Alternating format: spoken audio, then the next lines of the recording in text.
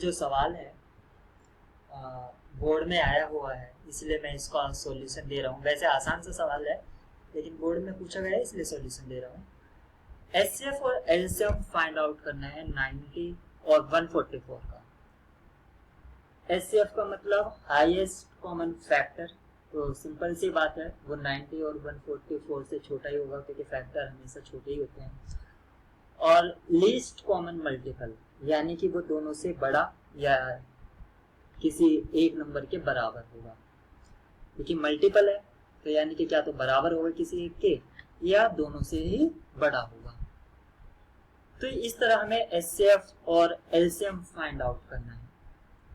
तो एचसीएफ में जब हम प्राइम फैक्टराइजेशन मेथड से फाइंड आउट करते हैं, एचसीएफ प्राइम फैक्टराइजेशन मेथड से, तो जो फैक्टर्स होते हैं हम उसको पावर के फॉर्म में लिख लेंगे, और एलसीएम भी उसी से निकल जाएगा और एचसीएफ भी निकल जाएगा उसी से।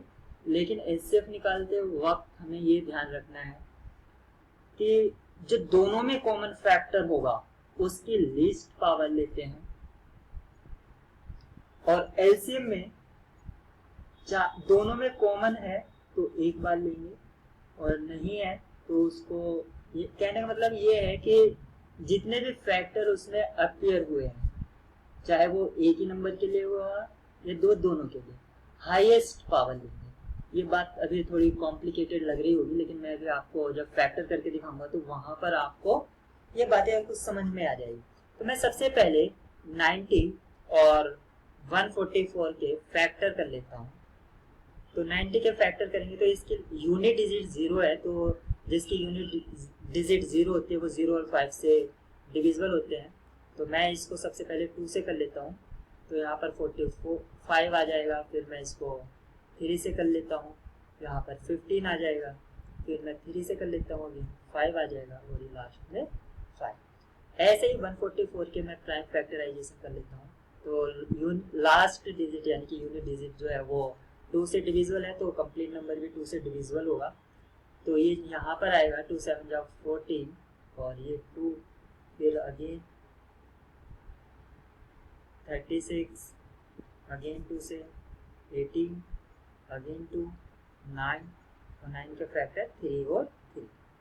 तो हमें जो फैक्टर मिल गए हैं 90 और 144, 90 के जो फैक्टर हैं वो पावर में लिखना हमें ठीक रहेगा, क्योंकि उससे कंफ्यूजन नहीं होता है। मैंने अपनी एक लास्ट वीडियो में भी बताया था।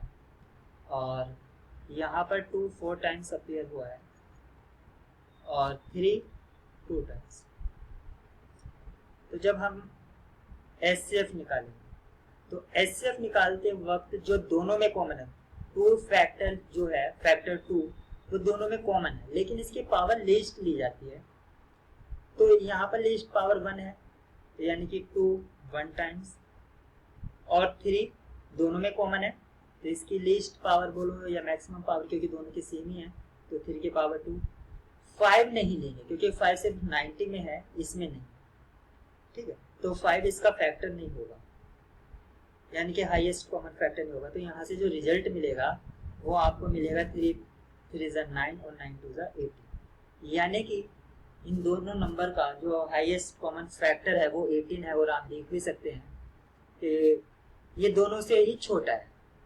अगर मुझे एलसीएम निकालना हो तो एलसीएम निकालते वक्त मुझे हाईएस्ट पावर लेनी है। तो जो भी फैक्टर हैं, कि फैक्टर की बात करी जा रही है, मल्टीपल की बात नहीं करी, सॉरी, मल्टीपल निकालना है हमें। तो मल्टीपल चाहे वो एक में अपीयर हुआ हो चाहे वो दोनों में अपीयर हुआ हो, जो फैक्टर्स हैं उसको हमें कंसीडर करना होगा। यानी कि हमारे कौन कौन से फैक्टर अपीयर हुए हैं, एक 2 है, एक 3 है, और एक 5 है। ये 3 फैक्टर हैं जो दोनों नंबर के लिए अपीयर हुए। 5 तो सिर्फ 90 के लिए हुआ है, लेकिन जब हम इसका मल्टीपल चेक करेंगे तो उसको हम कंसीडर करेंगे। और मैक्सिमम पावर लेते हैं, तो 2 की जो मैक्सिमम पावर है वो 4 है, 3 की जो मैक्सिमम पावर है वो 2 है, और 5 की मैक्सिमम पावर 1 है, यानी कि एक ही टाइम वो रिपीट हुआ है। रिपीट क्या, वो सिंगल टाइम ही अपीयर हुआ है। तो 2 की पावर 4 मतलब 16, 3 की पावर 2 मतलब 9, और ये 5।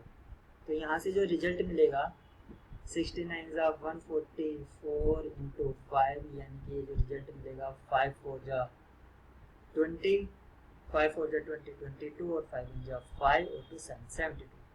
तो आप यहाँ पर देख सकते हैं 720 वो दोनों से बड़ा है और वो लीस्ट मल्टीपल होगा।